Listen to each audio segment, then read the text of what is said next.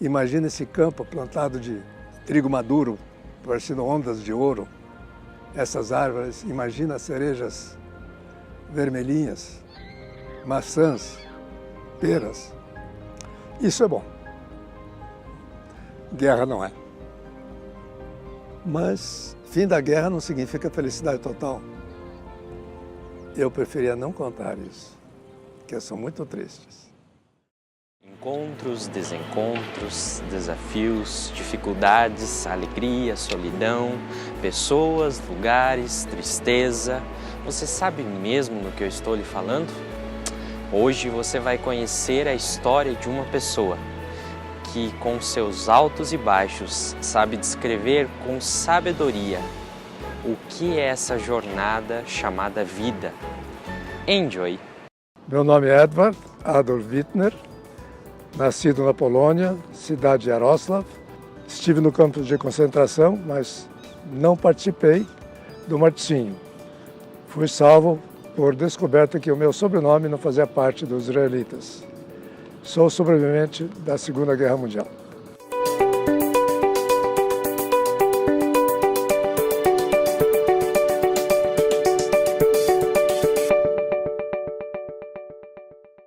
Nos anos 40, havia nascido meu irmão e eu perdi a primazia. Era filho único, então recebi um concorrente. E para acabar com essa concorrência, meu pai me ofereceu um trem de lata no ano de 43, no Natal. Nas vésperas de Natal eu já vi que a caixa com esse trem já estava embaixo da árvore de Natal. Quando estava se preparando a ceia de Natal, os gendarmes chegaram batendo e juntaram a todos. Sobe do caminhão, sem discussão. Eu tentei voltar para pegar meu trem, mas não. Levei um safanão e fui jogado ali. Viajamos a noite inteira. Eu, meu pai, minha mãe, meu irmão pequeno, minha avó, mais alguns vizinhos que pegaram no caminho. Quando amanheceu o dia, nós chegamos num lugar cheio de barracões, arame farpado, que eu não conhecia o que era arame farpado. Começaram a fazer a separação. Eu, como já era mais grandinho, não precisava de cuidado, fiquei com minha avó. O pequeno ficou com minha mãe, que era de colo e ainda mamava. E o meu pai simplesmente levaram embora. Ficamos nesses barracos durante algum tempo, até que eles chegassem à conclusão que meu pai era descendente de alemães. E eles puseram em liberdade e juntaram a família toda. Porque não sabia quem era o vizinho, se ele era amigo ou inimigo. E eu vi muitos amigos meus, colegas meus, desaparecerem da noite para o dia. Isso é guerra. Isto era bolchevismo. Meu primo morreu como tal, tentando passar para o nosso lado, morreu embaixo do arame farpado, com alguma dezena de tiros. A gente orava para que terminasse logo, porque cada avião que passava, eles esperavam, daqui ele vai jogar as bombas, onde é que vão cair? Alguns parentes morreram durante a guerra, meu pai inclusive. Quando ele, na primeira chamada, ele foi ferido na perna, graças a isso ele pegou liberdade, estava em casa, porque só Deus sabe. E o que nós vimos, campo de concentração, por dentro e por fora. O problema nosso era o sobrenome. Cada estação que se parava era um medo, agora nós vamos descer e não voltamos mais. E coisa assim que não vale a pena recordar. Nessas alturas, já estava a primavera de 44. Meu pai com emprego, eu para a escola, minha avó acabava falecendo de sofrimentos. E era divertido frequentar a escola tudo, só que tinha uma coisa diferente. Na chegada em casa, via-se uma foto do militar. Todo mundo tinha que levantar a mão dizendo Heil Hitler. Na escola, usava-se uniforme militar, então calça caque, camisa branca, e indicativo Juventude Hitlerista.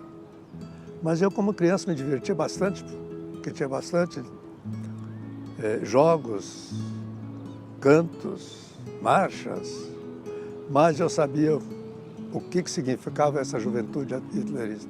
Bom, eu frequentei essa escola tranquilamente até o ano 45, quando terminou a guerra. Os aviãozinhos que tem aqui, nós estamos vendo, subiram todos. O emprego que o pai tinha deixou de existir. A casa que nós tínhamos, os bombardeios derrubaram. Nesse tempo, me lembro de um parque parecido com este aqui, que todo domingo nós íamos passear. Eu, meu pai, minha mãe e meu irmão. Em 47, chegou a notícia de que os imigrantes que tivessem interesse em viajar para o exterior deviam se inscrever. Os destinos: Austrália, Canadá, Estados Unidos, Argentina e Brasil. Meu pai se inscreveu em todos. Só que, para a tristeza nossa, começou. A Austrália não aceitava porque tinha menores. Canadá, a mesma coisa. Estados Unidos não responderam coisa nenhuma. E os anos passando. A Rússia estava chegando mais próximo. Meu pai, preocupado, disse: olha, se continuar assim, a guerra vai voltar, porque os bolcheviques vão chegar aqui. Então nós tínhamos duas opções: esperar a resposta do Brasil ou esperar a resposta da Argentina. Chegou do Brasil. Decisão do meu pai: Argentina ou Brasil. Aí sempre tem aquele que conhece tudo e convence a todo mundo. A Argentina tem isso, mas tudo aquilo aí, mas... Meu pai, sabe uma coisa? É muita de uma vez só. Vamos para o Brasil que não conhecemos nada. Embarcamos, viajamos de trem da Alemanha, Áustria, Itália até Roma. Fizemos uma parada de seleção. Aí entrou um comissário. Todos aqueles que fizeram inscrição para os Estados Unidos, me acompanhem. O pai disse assim: não, eles não queriam quando eu queria, agora não quero. Eu vou para o Brasil mesmo. Aí fomos para Nápoles. Ora, seria o embarque para o Brasil. Lá foi a quarentena. Saúde, vacinas, restante documentação e instruções sobre o que era Brasil. Um belo dia, chamamos a embarque amanhã. Preparem as suas coisas e vamos viajar. Embarcamos em Nápoles, um navio que era transporte de tropas. Nos primeiros dias surgiu um padre que dava aulas de língua portuguesa. Bom, meu pai, mais do que depressa: filho, você vai estudar brasileiro. E procurava dar o máximo de mim. O padre falava comigo, eu respondia para ele e entendia perfeitamente o que ele falava. Aí, quando amanheceu o dia, tocou a buzina do navio. Atenção, todo mundo, preparar bagagem, vamos desembarcar. Desembarcamos, fomos na Ilha das Flores.